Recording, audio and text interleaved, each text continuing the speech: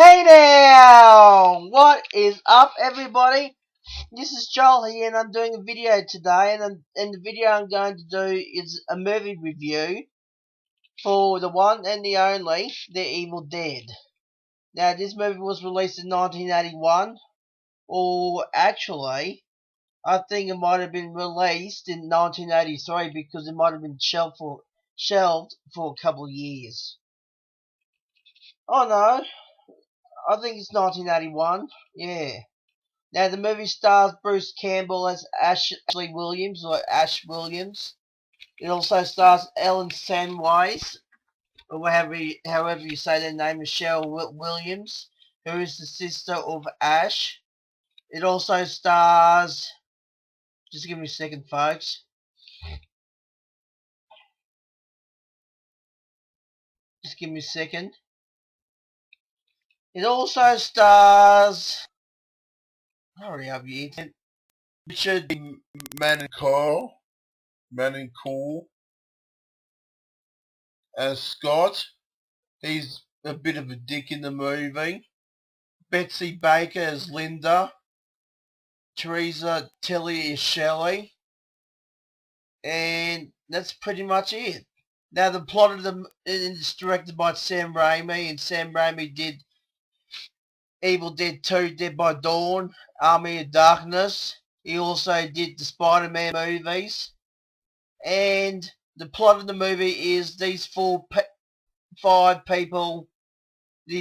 kids go to a cabin for whatever reason, presumably just for a holiday, and they read a book of the dead, and once they don't read it, they actually play a tape. They actually play a tape that reads the words of the book, which unleashes the demons, the Deadites, from hell, and the Deadites possess them one by one, and they gotta kill each other off to survive. And it leads to one survivor in the end, and that is Ashley Williams. Now, the movie's got a 7.5 out of 10 on IMDb. It deserves even higher, I reckon. 95% on Rotten Tomatoes, which is a pretty high rating, and it deserves it. 71% on Metacritic. Now, the budget was about $350,000 to $400,000, and I think they did a pretty good job with little money with the little budget that they had. Now, the movie spawned two sequels: Evil Dead 2, Dead by Dawn, and Army of Darkness. And I like those two movies, but this is my favourite out of the trilogy. Well, if you include the remake, that's 4 movies. But this is my favourite out of the entire series. Some people prefer the second one over the first one. I love part 2 and part 3, but I prefer this one. And the actors and actresses did a really good job, and the makeup is really good. The special effects are amazing.